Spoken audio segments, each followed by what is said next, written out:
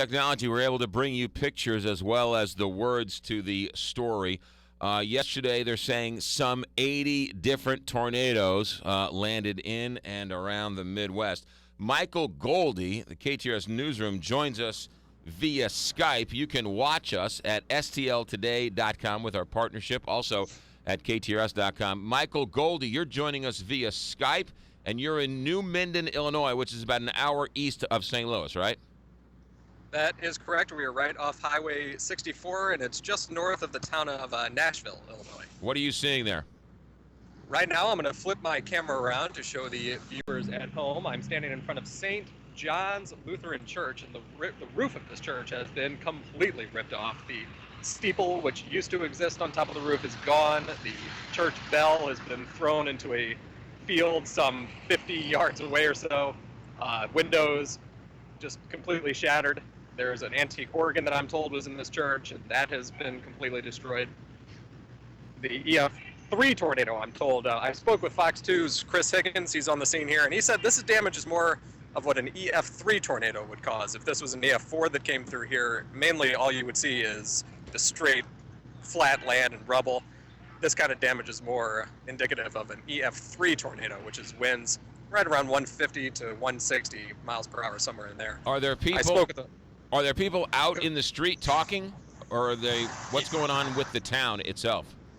Yeah, there are a bunch of people actually along this stretch of road. People have just come out to view the damage, and some people who live in the area. I spoke with one of those residents, Carol Wiest. She has lived here for 55 years. Her house didn't sustain much damage at all. She was home yesterday at the time when that storm rolled through around noon. She said her and her husband were standing outside, and she saw the funnel cloud touch down.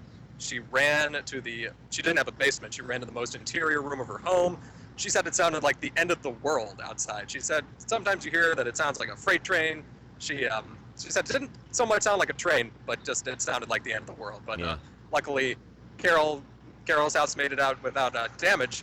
But however, across the street from the church, I'm going to make my way over now, there were some houses that were not as lucky.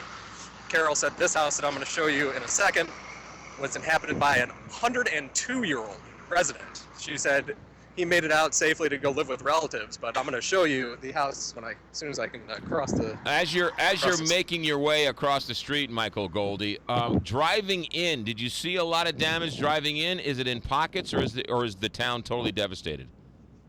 No, I came through. There's a main street, which is about two miles south of my location. So I drove down the main stretch of road, and the downtown area of the New Minden seemed to be fine. But then once I came to this area, you can see here's one house. This is where the 102-year-old man reportedly lived. You can see the roof has been completely demolished.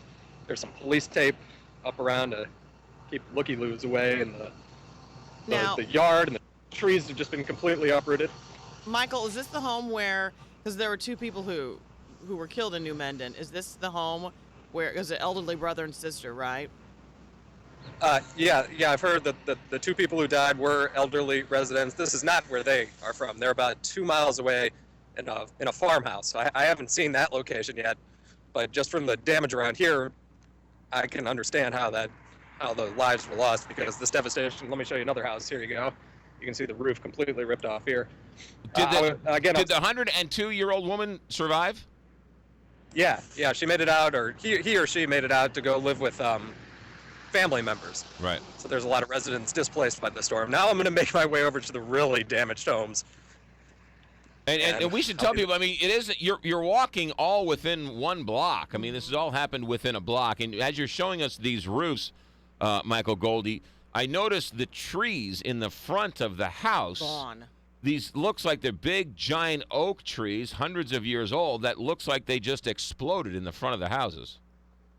Yeah, there's one tree right along when I first got to the stretch of road. The root system is completely ripped out of the ground, and the root system is probably 6-7 feet tall. It's just amazing the force of the winds to uproot a tree like that. You can see the rubble in front of the yard that I'm looking at now.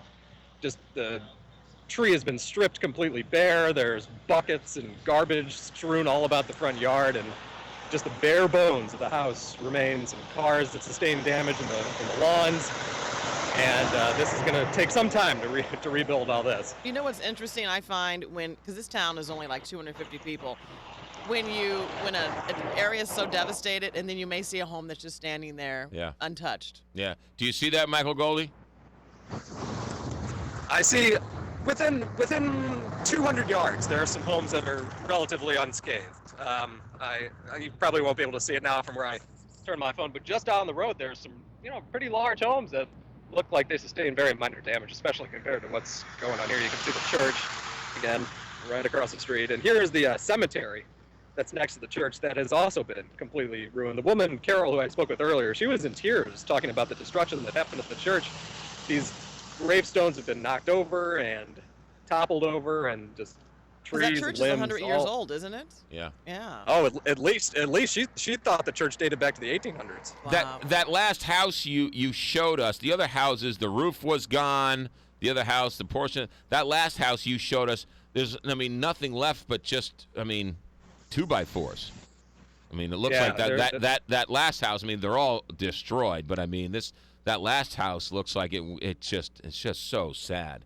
And it's just this one that. it just tornadoes do not discriminate. They just go and they destroy everything in its path. Michael Golde, where are you going? Michael Golde, where are you going to join us next? Where are you going next? That has yet to be determined. I'm going to drive around this town a little more, see what other damage I can see. They have some of the roads blocked off for down power lines. There's some police with their lights blinking. They don't want people driving over these down lines, because sometimes when the leaves are on the ground, they can conceal those down power lines, and that can really pose a danger. So some of the areas are still blocked off, but I'll make my way around the immediate surroundings and see what other damage we can find. All right, and we'll check back with you in 9 o'clock, right? Yes, I believe so. All right, that's Michael Golde live in New Minden. New Minden, which is about a mile or an hour east of St. Louis. He was mentioning power outages. St. Louis is still going through their own power outages. Yeah. Webster Groves is kind of big down south, the I-55 corridor, up in Florissant and the Spanish Lake area. So there's quite a bit of people who are still without power. So Ameren is working hard, but when you have a storm come through, there are going to be down power lines. Right. 741 here on the Big 550 KTRS.